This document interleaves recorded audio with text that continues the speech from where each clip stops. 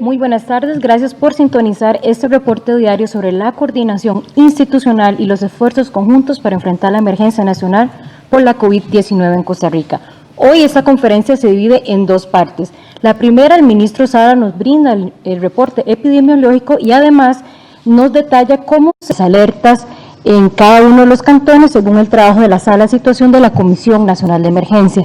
Y de seguido, la Caja Costarricense de Seguro Social y el Instituto Clodomiro Picado de la Universidad de Costa Rica nos detallan cómo avanza el tratamiento de anticuerpos equinos para pacientes con la COVID-19. Escuchamos al señor ministro Salas.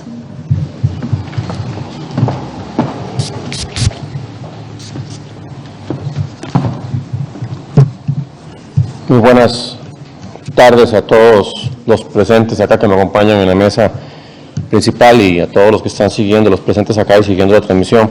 Es importante indicar que esto que vamos a explicar ahora de las alertas, pues obviamente hay un componente inherente de la Comisión Nacional de Emergencias y por eso es que está acompañando acá el presidente de esta comisión, Alexander Solís, que también nos va a dar un contexto de cómo es que trabaja la sala de situación.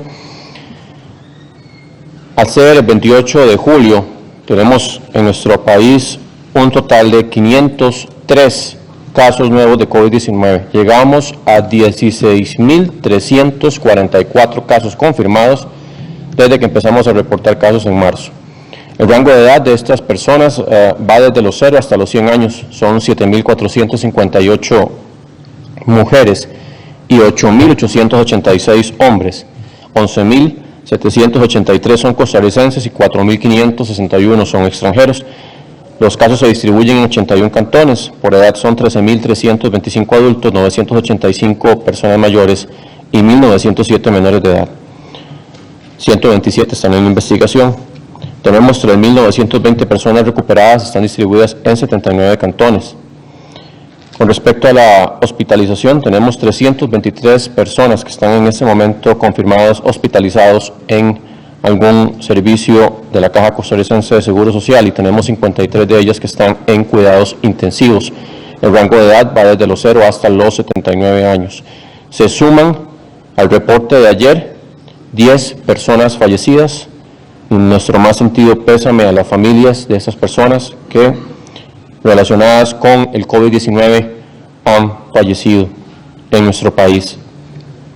Llegamos al total de 125 personas fallecidas en Costa Rica. Tenemos 47 mujeres y 78 hombres. El rango de edad va desde los 23 hasta los 99 años. Muchas gracias, señor ministro de Salud. Vamos a escuchar al presidente de la Comisión Nacional de Emergencias, don Alexander Solís, quien nos va a detallar el trabajo y la metodología que usa la sala de situación para definir las alertas en los cantones. Muy buenas tardes, don Alex. Muy buenas tardes al equipo de trabajo que nos acompaña acá en la mesa y a quienes están presentes en el salón y quienes nos siguen por los diferentes medios de comunicación y las redes sociales. La vigilancia de los diferentes, de la evolución de una situación de emergencia siempre requiere de integrar una serie de observaciones que vienen del campo, que vienen de los análisis de situación y en este caso particular la información fluye de las diferentes instituciones que forman parte de este equipo de trabajo para la atención de emergencia. Todo eso lo integramos en un esfuerzo que denominamos la Sala de Análisis de Situación Nacional por el COVID-19. Esta sala comenzó a funcionar en las primeras semanas bajo una modalidad virtual. Conforme fueron aumentando los casos, vimos la necesidad de establecerla en una modalidad dual, es decir, hay un componente virtual desde las instituciones que se comunican a un centro integrado de manejo de información, que es lo que denominamos esta sala de situación. Ahí tenemos un equipo de trabajo conformado por personal de la Caja Costarricense de Seguro Social, del Ministerio de Salud, de la Comisión Nacional de Emergencia, también nos apoya el MISIT, nos apoya el ICE en la coordinación de esta sala de situación y además se integran otras instituciones como Mideplan, el MEIC, que también aportan datos para otra serie de análisis que se están desarrollando y que comunicaremos posteriormente. Este proceso nos permite llevar un pulso permanente de cómo evolucionan los diferentes indicadores que más adelante estaremos explicando. Esta sala de situación nos genera un análisis de situación de los casos por cantón, por distrito, pero no solamente el número de casos, y aquí es importante que valoremos esto en función de cómo calibramos las diferentes alertas. También nos permite llevar el semáforo de la capacidad hospitalaria, es decir, cómo se está comportando la capacidad de manejo de pacientes en los hospitales, y permite a la caja activar las diferentes fases de la ampliación de las capacidades, y nos permite también manejar lo que denominamos las alertas tempranas. Eso nos lleva también a las alertas que voy a pedir que por favor podamos proyectar esto que ustedes ven acá en pantalla, que nos lleva a entender que tenemos 4 diferentes niveles de alerta. En alerta verde, que es un nivel en el que prácticamente estuvimos únicamente durante el primer mes, no lo llegamos a declarar como tal, es ese seguimiento de la información, esa observación que estamos haciendo sobre un fenómeno, que en este caso es el fenómeno de la transmisión del SARS-CoV-2 y cómo se comporta la enfermedad COVID-19. En el caso de la alerta amarilla, estamos hablando de un nivel de riesgo moderado, en el cual pues hacemos un análisis de las variables epidemiológicas, se observan incrementos acelerados de no solamente de los casos, sino también de la ocupación hospitalaria, y se trazan algunos indicadores que don Daniel más adelante explicará. Y en el caso de las alertas naranja, de los cantones que están en alerta naranja, estamos hablando de un nivel de riesgo alto. Vean que en el amarillo estamos en un nivel de riesgo moderado, y para el naranja pasamos a un nivel de riesgo alto. Esto a partir de la observación de esas variables epidemiológicas que están en constante incremento. Eso es lo que realmente significa, y también que tenemos una ocupación hospitalaria media en términos de la capacidad. Además, partiríamos del hecho que hay un control adecuado de los casos, aunque se está yendo un poco hacia el incremento, y en el nivel de alerta roja, que no es un nivel que tengamos en este momento establecido, estaríamos hablando de un nivel de riesgo extremo, que es eso que hemos insistido mucho, en donde perdemos la capacidad del sistema hospitalario para atender a las personas que requieran esa demanda. Entonces, aquí lo que observamos son cruces de variables, algunas de ellas tienen que ver con esa medición del número y de los cálculos que se desarrollan en una sala de vigilancia de la salud, y otras tienen que ver con el análisis de la capacidad, que es lo que nosotros llamamos que tienen análisis de variables cuantitativas y análisis de variables cualitativas. Yo nada más quiero reforzar el tema acá en el sentido de que las alertas se establecen a partir de criterios de riesgo, de la observación del comportamiento de los datos, y que no solamente tienen que ver con el número de casos del día, ni con el número de casos de la semana, sino que incluso se analizan hasta semanas posteriores, y que además ese número de casos lo que nos refleja es lo que ocurrió unos días atrás, y las alertas nos proyectan a lo que podría estar ocurriendo en las siguientes semanas, y por eso las denominamos como una advertencia temprana que nos permite tomar acciones correctivas para poder reducir el riesgo. Muchísimas gracias. Gracias al presidente de la Comisión Nacional de Emergencias, don Alexander Solís. Para complementar este detalle y explicación, escucharemos al doctor Daniel Salas, ministro de Salud, sobre la fijación de las alertas en los cantones. Sí, muchas gracias. Justamente en esa línea que explica don Alexander Solís, nosotros desde el punto de vista epidemiológico contemplamos diferentes indicadores que ayudan a entender cómo es que un cantón, como decía don Alexander, no es por la cantidad total de casos, sino que hay una complejidad epidemiológica que pasa por el hecho de ver cómo se comporta la tendencia de los casos, la variación de los mismos y también la tasa de ataque, que la tasa de ataque se refiere a qué tanto el virus está infectando la población de ese cantón. Pero no solamente llevamos la tasa de ataque porque sabemos que los cantones tienen poblaciones muy diferentes entre sí.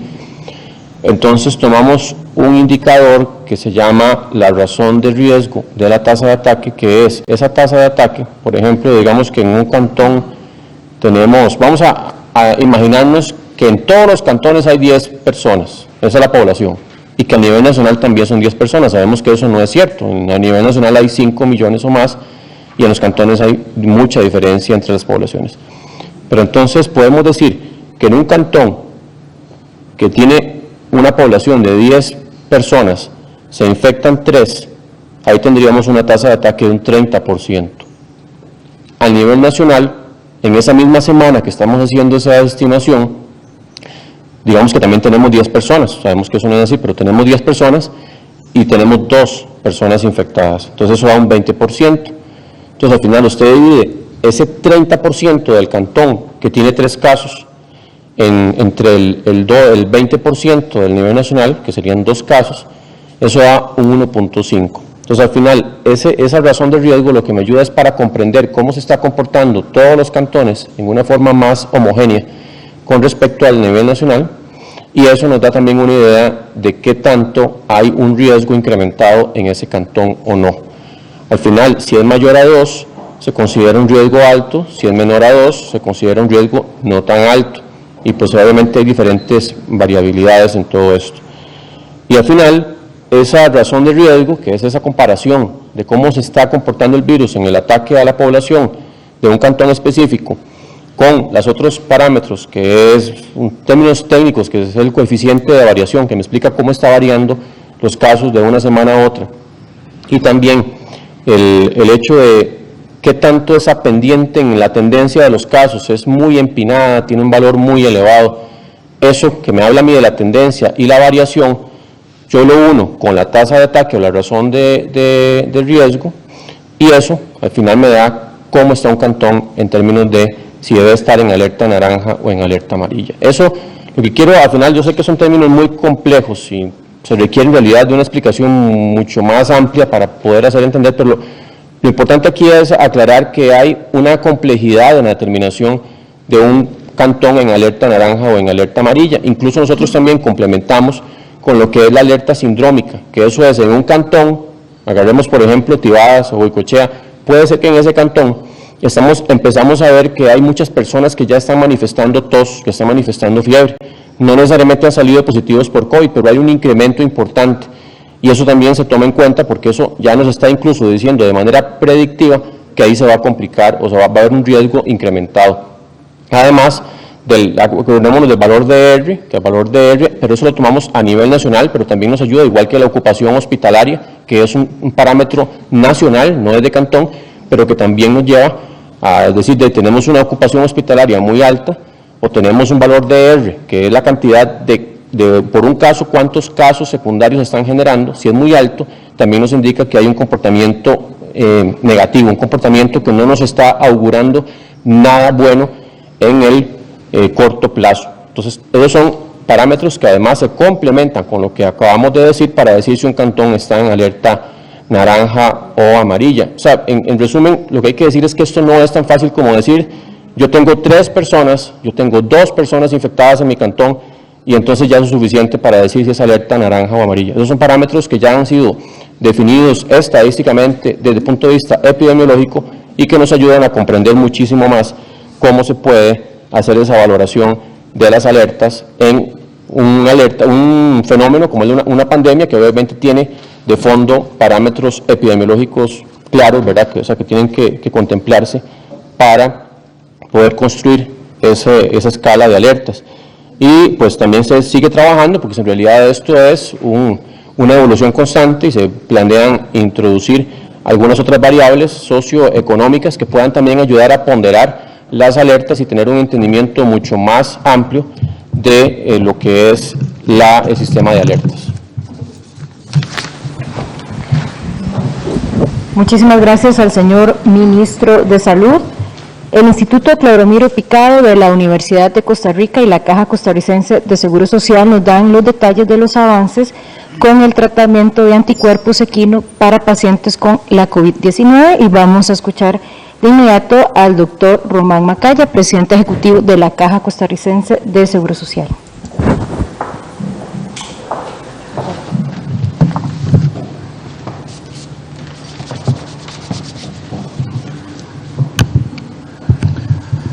Muy buenas tardes, un saludo muy especial al ministro de Salud, el doctor Daniel Salas, al doctor Carlos Saraya, rector de la Universidad de Costa Rica, al presidente de la Comisión Nacional de Emergencias, don Alex Solís, y al doctor Alberto Alape, que ha sido el director del Instituto Clodomiro Picado en el desarrollo de esta terapia que vamos a presentar hoy.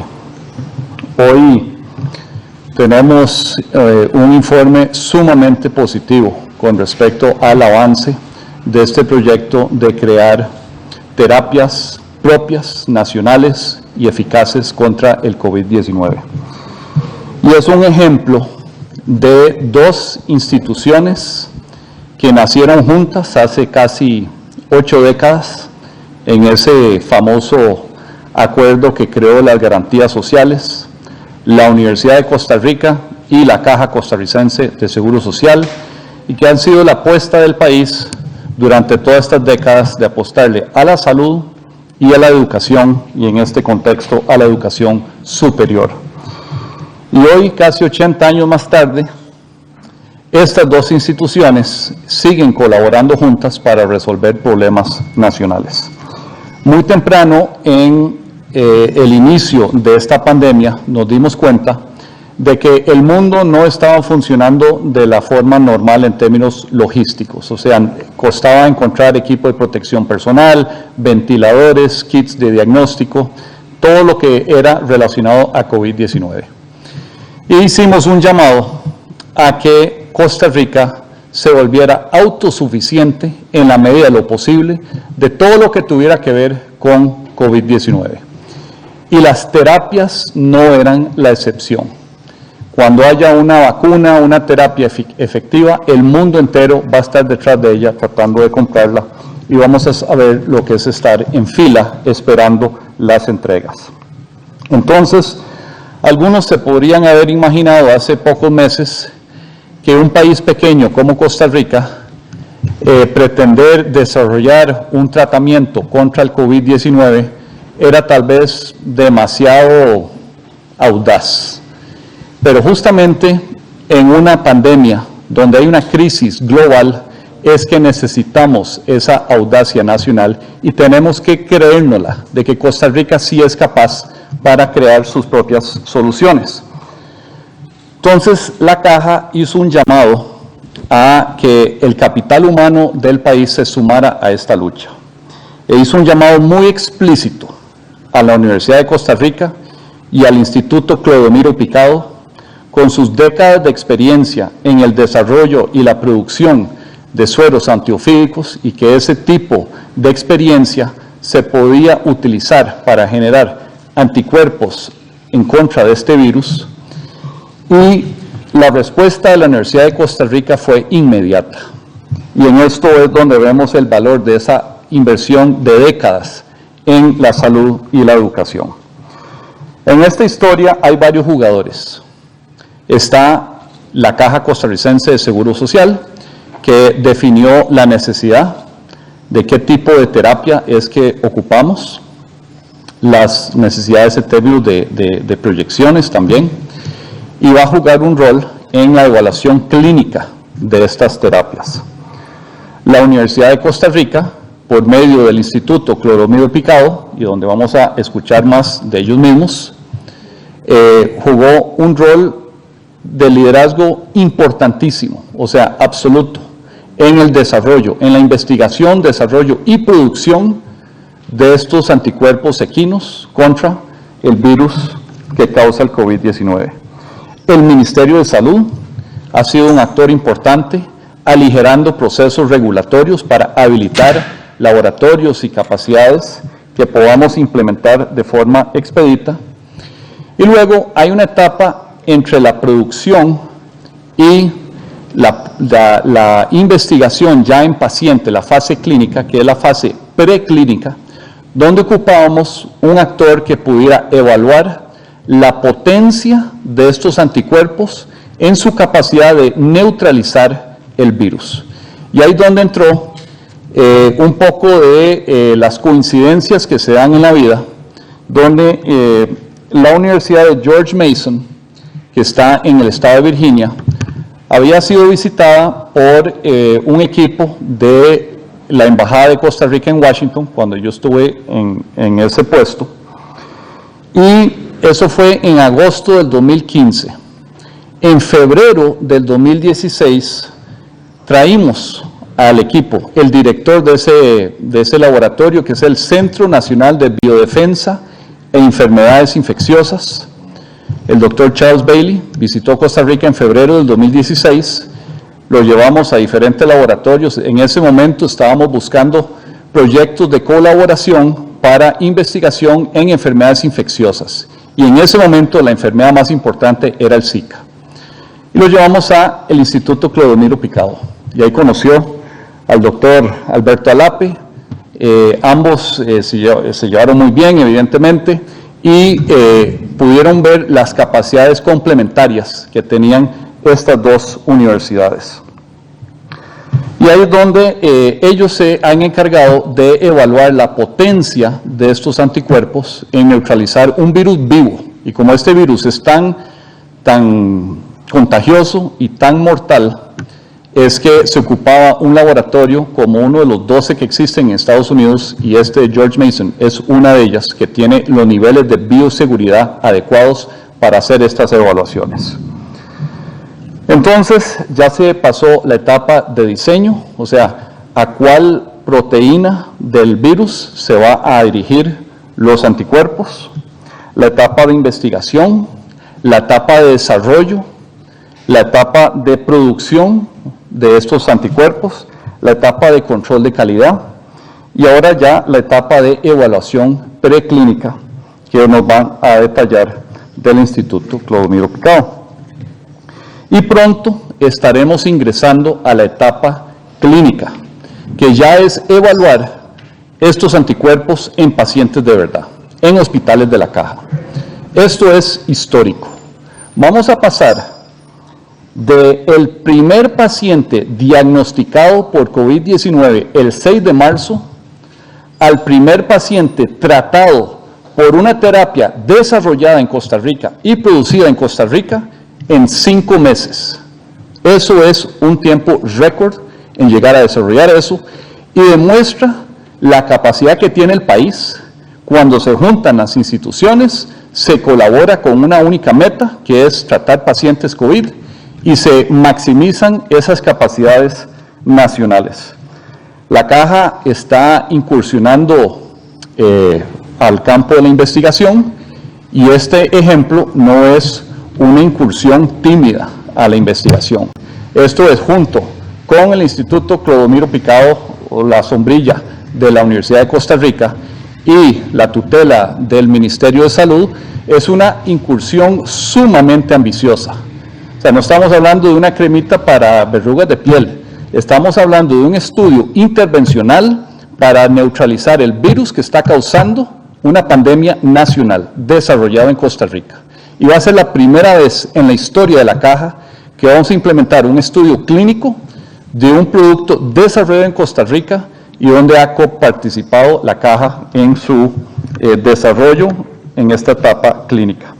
Así que realmente, como costarricense, me siento sumamente orgulloso de que nuestro país tenga la institucionalidad para hacer esto posible, y esa inversión histórica de 8 décadas en la salud y en la educación que hicieron esto posible. Y en nombre de la Caja le agradezco a la Universidad de Costa Rica por su liderazgo en el desarrollo de esta terapia, y al Ministerio de Salud por la apertura y la agilidad de habilitar que esto fuera posible en un tiempo récord. Gracias, doctor Macaya. Vamos a escuchar a don Carlos Araya. Él es el rector de la Universidad de Costa Rica.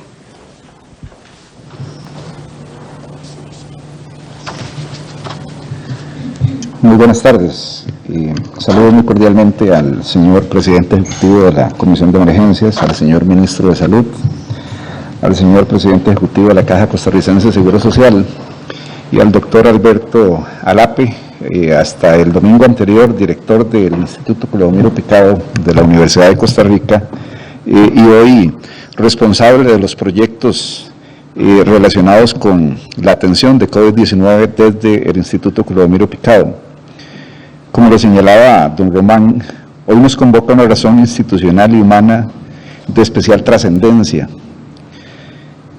Como ya lo señalaba don Román, queremos informar que las 2 formulaciones de anticuerpos equinos preparadas por el Instituto Clodomiro Picado de la Universidad de Costa Rica a partir de plasma de los caballos hiperinmunizados con proteínas virales, son capaces de inhibir la infectividad del coronavirus SARS-CoV-2 que produce la enfermedad COVID-19.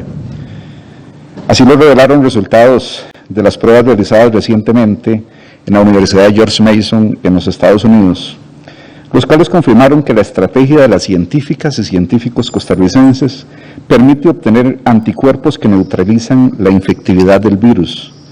Estos anticuerpos podrían impedir que la enfermedad progrese en los pacientes, facilitando evidentemente su recuperación.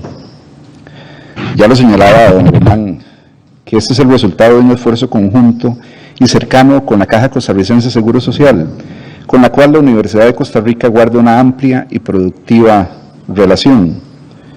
Nacidas efectivamente hace 8 décadas, han sido pilares de nuestro país y han facilitado que tanto el campo de la salud como la educación sean hoy las piedras angulares del desarrollo de Costa Rica.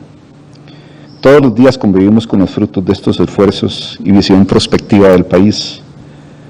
Sin lugar a dudas, ambas instituciones han sido claves en la configuración de nuestro Estado Social de Derecho, para el que la educación y la salud de la mano, sin convertirlas en actividades lucrativas, deben ser de proyección y alcance universal. Confiamos en que este logro científico permita asegurar el resguardo de las vidas humanas contagiadas, lo que no tiene valor financiero, mercantil ni es cuantificable, porque toda vida humana es invaluable, con sus vínculos, con sus afectos y con sus historias. Dice el Estatuto Orgánico de la Universidad de Costa Rica que uno de los objetivos que tiene la institución es contribuir con el progreso de las ciencias, las artes, las humanidades y la tecnología, reafirmando la interrelación y aplicándolas al conocimiento de la realidad costarricense y de la comunidad nacional. He querido citarlo para reafirmar lo siguiente: no hay discontinuidad entre la ciencia y las humanidades. Hay necesidad concomitante. Nosotros hacemos la ciencia por razones humanas, como es lo que nos reúne esta tarde, y hacemos y enseñamos humanidades porque de otra forma las ciencias podrían ser instrumento al servicio de fines no humanísticos ni de valor social, lo que sería nefasto para el desarrollo integral de toda la humanidad. Reconozco hoy con profunda emoción el trabajo, la ilusión y la entrega de las científicas y científicos humanistas del Instituto Clodomiro Picado en esta y otras investigaciones que son una respuesta a la crisis sanitaria generada por el COVID-19, pero también por la permanente necesidad de salvar vidas cada día con la producción de sueros antiofídicos contra mordeduras de serpientes venenosas. Celebremos que el logro anunciado hoy ante el mundo es de todas y todos los costarricenses, porque la institución estatal es de toda la ciudadanía, no tiene dueños particulares, y por lo tanto este logro debe ser además fuente de moralización colectiva y social. Nuestra gratitud ulterior es para el pueblo costarricense, por comprender que la educación, la ciencia y el humanismo son esenciales para el avance de la humanidad. Desde la Universidad de Costa Rica seguiremos trabajando en beneficio de todas y todos los costarricenses y siempre a disposición de las autoridades de la Caja Costarricense de Seguro Social, del Ministerio de Salud y de la ciudadanía en general. Buenas tardes, muchas gracias. Gracias al señor rector. Escucharemos al doctor Alberto Alape, investigador del Instituto Clodomiro Picado de la Universidad de Costa Rica, quien nos va a detallar este importante avance en el tratamiento de anticuerpos equino para pacientes con la COVID-19. Buenas tardes, señor ministro, doctor Macaya, señor rector, señor Solís. Bueno, hoy de parte del Instituto Clodomiro Picado traemos un mensaje de esperanza porque el trabajo duro de los 4 meses anteriores va rindiendo sus frutos. Los resultados de las pruebas de control de calidad de las 2 formulaciones de anticuerpos equinos que se prepararon en el instituto han superado las pruebas que debían hacerse, y el resultado que recibimos ayer de la Universidad de George Mason nos indica que efectivamente la estrategia que se pensó, las estrategias que se pensaron, generaron en los caballos, los pusieron a producir anticuerpos que neutralizan el virus. Lo que se hizo fue inocular un grupo de caballos con una proteína que es como la llave del virus para infectar las células humanas. Entonces, el sistema inmunológico de los caballos fue estimulado para producir anticuerpos que bloquean esa llave, con lo cual se puede evitar, como se vio en las pruebas que se realizaron, que el virus infecte las células y se replique. Entonces, es una manera de detener la infección que se observó en el modelo de laboratorio.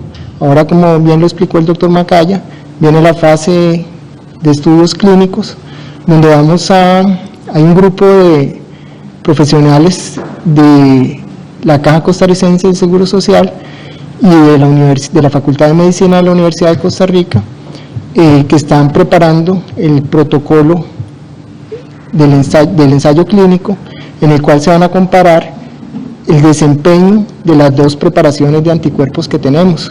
Una preparación de anticuerpos fue hecha exclusivamente contra esa proteína que es la llave del virus para entrar a las células, pero se preparó también otra formulación que contiene anticuerpos contra otras proteínas del virus. Entonces, la pregunta que viene es cuál de las 2 preparaciones funciona mejor en la clínica, y se va a hacer administrar ambas preparaciones a 2 grupos de pacientes para ver cuáles pacientes se recuperan mejor. Y bueno, ya pasamos a una fase donde vamos a querer optimizar la producción, maximizar el rendimiento y disminuir los costos, de manera que mientras llega la vacuna, eventualmente podamos seguir supliendo a la Caja Costarricense del Seguro Social y a los pacientes que lo necesitan con un tratamiento que tenemos la esperanza de que ayude a reducir el tiempo de hospitalización de los pacientes con COVID-19. Entonces, este logro de haber llegado hasta ahí, como ya se ha dicho, es el producto del trabajo arduo de muchas personas y del apoyo de muchas instituciones, y sobre todo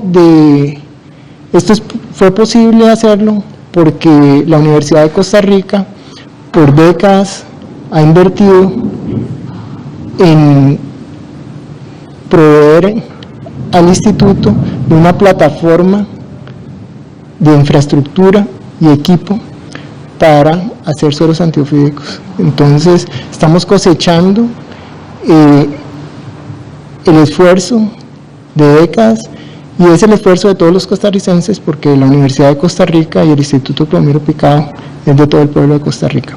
Muchas gracias. Muchísimas gracias al doctor Alberto Alape, investigador del Instituto Clodomiro Picado de la Universidad de Costa Rica. Escucharemos la consulta que va a formular don Edgar Fonseca de puroperiodismo.com y de seguido Sebastián Rodríguez de ameliarueda.com. Escuchamos su consulta. Don Edgar, muy buenas tardes. Muy buenas tardes, señor ministro, don Román y demás presentes en este auditorio y a la audiencia de todo el país. Primeras consultas. Don Román, para usted, ante este anuncio, este avance de investigación acá desde la Universidad de Costa Rica y el Clodomiro Picado, y ante la eventualidad de alcanzar una fórmula que realmente contribuye a mitigar los efectos de este contagio en pacientes. Costa Rica, ¿qué estaría valorando en sus relaciones externas en cuanto a hacerse, cuando llegue el momento, de opciones de la vacuna, en la que están, por un lado, Estados Unidos y China en una guerra abierta a ver cuál la logra primero y al costo mayor posible, según lo que ha trascendido? ¿Qué estaría valorando Costa Rica desde su estrategia de sacarle, como decimos, punta a ese logro de orden científico que ustedes están anunciando? Y la Caja ha venido reiterando en semanas recientes la presión que está generando en hospitalizaciones en estos momentos en los principales centros, el nivel de contagio. ¿Cuál es la actualización a este lunes de ese estado de situación? Siguiente consulta, don Román. Hace 3 semanas ustedes ordenaron una semana mayor de confinamiento, de máxima restricción, con un objetivo fundamental, y usted lo dijo, que era retomar la trazabilidad de este contagio. Lo que ha visto el país en semanas recientes es un crecimiento exponencial de casos, de muertes, de activos, que realmente alarma a la población. ¿Cuáles son las principales conclusiones de ustedes, don Daniel, sobre esa semana y sus efectos, y cuáles son las proyecciones que ustedes están visualizando para septiembre y octubre, si es posible? ¿Cuál es la tasa de reproducción del contagio en estos momentos? Y una pregunta muy puntual de lectores: ¿qué es más prudente para usar para el usuario, la mascarilla o la careta desde el punto de vista sanitario? Muchas gracias. Gracias, don Edgar. Iniciamos con el doctor Román Macaya, presidente ejecutivo de la Caja Costarricense de Seguro Social, y de seguido el señor ministro Salas. Muchas gracias por las preguntas, don Edgar. Empiezo primero con el informe de hospitalizaciones. Hoy tenemos 323 personas con COVID-19 en los hospitales de la Caja. De esos, 270 están en salón, o sea, en cuidados intermedios, de los cuales hay 98 en SEACO, pero SEACO ahora entendido como lo que era CENARE y el IMSS juntos, y 53 pacientes están en cuidados intensivos. La relevancia de lo que estamos anunciando hoy con estos sueros o estos anticuerpos anti-COVID-19 es que está relacionado a este tema de la ocupación hospitalaria.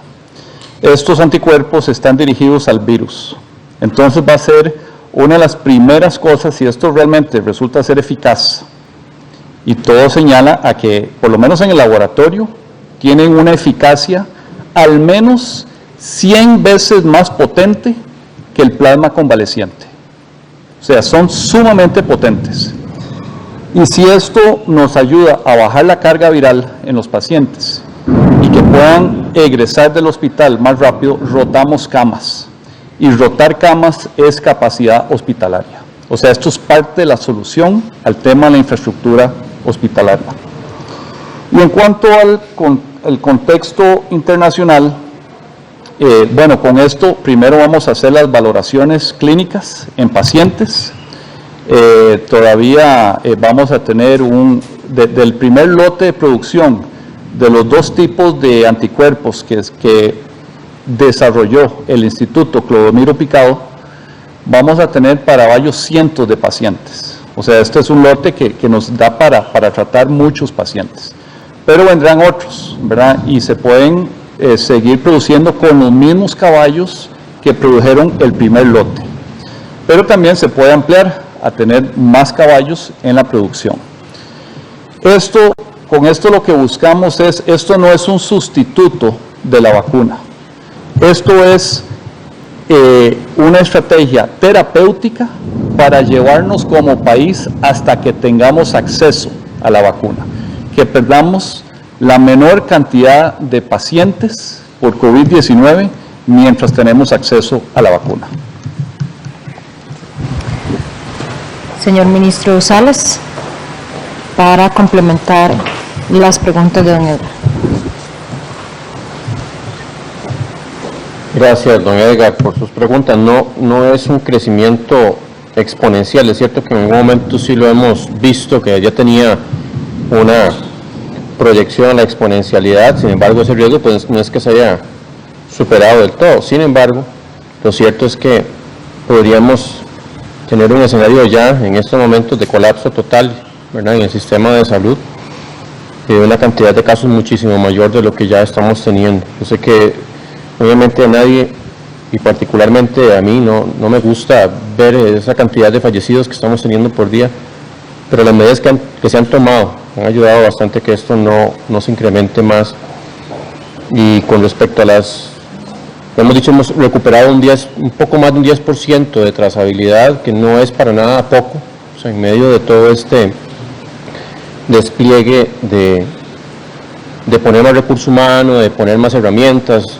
Como indicaba anteriormente, el hecho de que la caja pueda hacer la notificación de la orden sanitaria desde el momento de la toma de muestra, que ya estamos en progreso para que eso se logre, eso es demasiado importante y ayuda mucho entre todas las acciones que se están tomando para lograr ese repunte en la trazabilidad.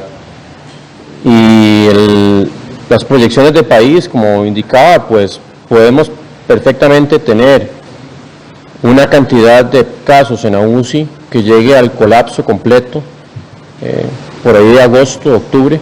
Sí, la gente se relaja, sí, a pesar de las medidas existe persistencia en hacer fiestas, en hacer actividades, en romper burbujas sociales, en incumplir todos los parámetros, pero también hay un escenario donde no logramos ese colapso, donde podemos balancearlo bien y seguir manejando la cantidad de UCI. Eso lo que toma en cuenta, en consideración, es que existe siempre un compromiso y que las personas están apoyando en su gran mayoría que esto no se salga de control. El R, que es el número reproductivo básico, en estos momentos anda rondando en 1.2, 1.1, dependiendo de la fórmula que se use. Lo cierto es que no ha venido en incremento, más bien hemos visto un descenso, que es que no se traduce de forma simultánea en el impacto en los servicios de salud. Tienen que pasar algunas semanas para verlo. Pero lo que sí es claro es que definitivamente las cifras que estamos teniendo y la cantidad de ocupación en UCI que estamos teniendo en estos momentos no es algo que nos vaya a tranquilizar, ¿verdad? Tenemos que seguir trabajando para disminuir esa cantidad de hospitalización y de ocupación en UCI. Y con respecto a la mascarilla o la careta, ya hemos dicho que se pueden intercambiar, obviamente, pues dependiendo del escenario. Ya hemos dicho que, por ejemplo, en restaurantes, el asunto de la persona que está tomando la orden tiene que usar mascarilla, no careta, ¿verdad?, el cubrebocas. Y incluso hay algunos estudios, se dice que puede ser que incluso combinando ambos, si está usted en un espacio cerrado, tiene que estar exponiéndose a personas que están hablando, se pueden incluso complementar, también aumenta el nivel de protección entre mascarilla y careta. Pero en general, para las condiciones que uno las usa, puede haber una intercambiabilidad entre ambas. Insisto, pues obviamente dependiendo de si usted va a estar en un lugar y va a estar hablando, que hay que tratar de que esas circunstancias no se den en un lugar cerrado en donde usted está hablando, el uso del cubrebocas, por ejemplo, es mejor eventualmente que la mascarilla. Para la persona que está con usted, el uso de la mascarilla, de la careta, le protege también a nivel ocular, que eso no lo hace la mascarilla. Pero lo que hay que tratar es que, lo que hemos dicho, si usted va a usar la careta y la mascarilla en un banco, en un supermercado, la idea es que usted esté ahí lo menos posible. O sea, entre usted menos tiempo permanezca ahí y menos tiempo se exponga a eventuales conversaciones, eso es lo que protege incluso más que el mismo uso de la mascarilla o la careta. Gracias, señor ministro. La siguiente consulta es por parte de Sebastián Rodríguez de ameliarueda.com. Nos indica, por favor, hacia quién va dirigida su consulta. Sebastián, muy buenas tardes. Buenas tardes. Mi primera pregunta es para el... ¿Me se escucha? Si gusta, podemos alzar un poquito más la voz por la lluvia. Gracias. Mi Sebastián. primera pregunta es para el ministro Salas sobre las medidas que se han tomado ahorita hasta el 31 de julio, si se valora incluso extenderlas todavía más o si ya se podría descartar que no se vayan a extender más allá de esa fecha. También para el doctor Macaya nos gustaría conocer sobre un caso que se reportó hoy entre los fallecidos de una mujer, de una mujer de 27 años que falleció por complicaciones en el parto. Quería saber si se conoce de alguna forma, si tuvo que ver con complicaciones relacionadas al virus, o cómo se dio esta situación. Sebastián, disculpe, ¿usted puede reiterar esa consulta para que el doctor Macaya lo escuche con claridad? Gracias, Sí, disculpe. La pregunta sería sobre un caso que se reportó hoy entre las personas fallecidas de una mujer de 27 años. Nos gustaría conocer si se sabe un poco más del caso respecto a si se debe a complicaciones relacionadas al COVID. Nos gustaría conocer también sobre los ensayos clínicos que planea realizar la caja, qué características cumplirían, cuántas personas se estarían involucrando como voluntarios. Y nos gustaría, sobre la pregunta anterior, nos gustaría también conocer el estado del bebé, si se conoce. Para don Carlos Araya nos gustaría conocer también si la UCR ya de antemano maneja algún tipo de procedimientos en cuanto a la patente de un eventual medicamento, y qué características tal vez cumpliría.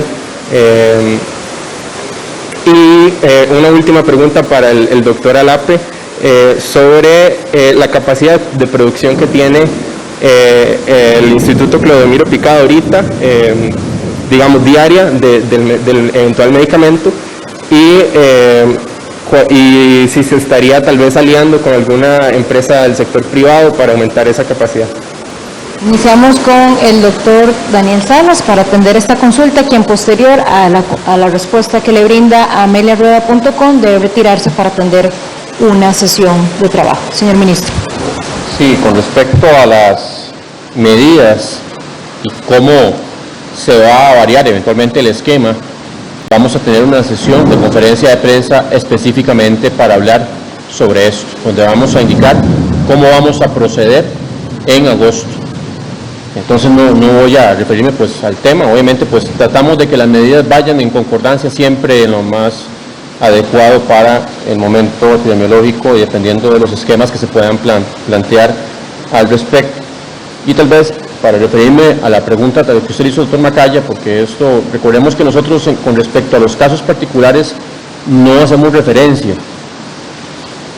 Específicamente sí se puede decir, solamente eso vamos a referirnos del tema, que el bebé está estable y fuera de peligro, o sea, pero los asuntos ya específicos de que si eso fue la causa, recordemos incluso hay una comisión que se conformó para hacer todos los análisis de los casos que se relacionan, que no es que todos fallecen por el SARS-CoV-2, sino que se relacionan de alguna forma porque tienen la positividad, pero estar positivo no significa que eso provocó todo el cuadro que lo llevó al fallecimiento de la persona. Eso ya hay una comisión y se va a encargar de ese análisis para hablar ya con más propiedad, de que ellos analicen todas las circunstancias y todo el contexto que se dio en medio de ese fallecimiento. Doctor Macaya, para complementar las preguntas de Sebastián Rodríguez de ameliarueda.com.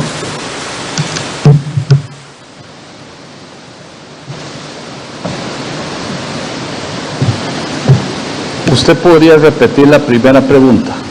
No, bueno, era sobre el caso de la mujer embarazada que se reportó entre las personas fallecidas. Pero ya el doctor sí. Sí, entonces respecto a la segunda, con respecto a los tipos de estudios que se van a implementar en la caja, en esta etapa estamos finalizando el protocolo que se tiene que desarrollar y aprobar por un comité ético-científico de la caja. Esos comités velan por el interés de los pacientes y se contempla inicialmente 12 pacientes en cada brazo, un brazo del estudio que tendría los anticuerpos equinos desarrollados contra una sola proteína del virus, lo que llaman la proteína Spike, y el otro brazo serían 12 pacientes que recibirían los anticuerpos desarrollados contra 4 proteínas purificadas del virus.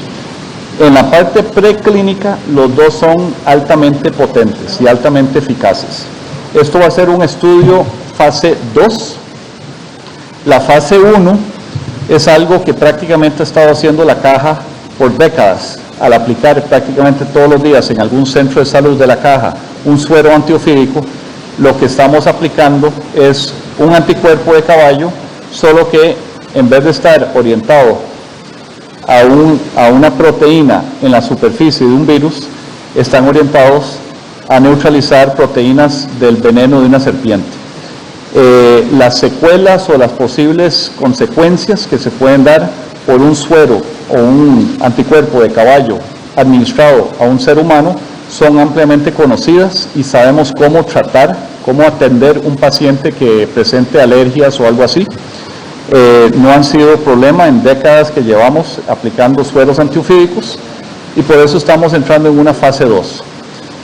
Se va a evaluar con estos pacientes, vamos a tener resultados muy rápido porque esto es una enfermedad aguda, no se requieren años para ver la evolución y los resultados se ven en semanas, y si se ve efectivo, como parece en el laboratorio, entonces vamos a expandir el grupo de pacientes a más allá de esos 24 iniciales. La siguiente consulta iba dirigida al señor rector de la Universidad de Costa Rica, don Carlos Araya. Gracias por su pregunta, Sebastián. Alberto Alape va a referirse en mayor detalle al tema de el por qué no podemos patentizar este procedimiento. Este procedimiento es un procedimiento muy similar al que el Instituto Clodomiro Picado ha desarrollado para la generación del suero antiofídico durante los últimos 50 años. Y es un procedimiento que se utiliza en otras partes del mundo. De manera tal que no podemos entonces pensar en que vamos a patentizar ese procedimiento. Más bien, desde el Instituto Clodomiro Picado, lo que planteamos es la posibilidad de facilitar a otros institutos de carácter público en el mundo que tengan capacidad y posibilidad de aplicar un procedimiento similar, de facilitar más bien todo el conocimiento que hemos generado para poder replicarlo y que tenga un efecto mayor a nivel global. Gracias. Escucharemos al doctor Alberto Alape complementando la consulta del doctor Carlos Araya, de la respuesta del doctor Carlos Araya, rector de la UCR, ante la pregunta de Sebastián Rodríguez de AmeliaRueda.com. Sí. Primero, bueno, el tema de si se podría o no patentizar este medicamento, y sobre la capacidad de producción que tiene ahorita el Instituto Clodomiro Picado, la capacidad de producción diaria, digamos, y si se podría de alguna forma aliar con el sector privado para aumentar esa capacidad de producción. Bueno, se produjeron 2 lotes piloto de más o menos 400 frascos cada uno de las 2 preparaciones de anticuerpos, y lo que viene ahora es una fase de optimización de la producción para mejorar la eficiencia y reducir el costo. Todavía, digamos, el escalamiento de la producción es algo todavía por definir, es un tema que hay que analizar dependiendo de los resultados que den. Gracias, don Román. Si gusta tomar el lugar en el podio para atender la consulta de los medios regionales, que esta primera consulta va dirigida a usted. Dice, ¿es cierto lo que comentó el secretario general del Sindicato de Enfermeros en Telenoticias, que han obligado al personal de salud a atender pacientes sin el equipo de protección personal? Además, han comentado de muchos funcionarios que se han ido de cuarentena y no se les realizó ningún tipo de pruebas. Esa sería la consulta del medio regional, en el acontecer herediano.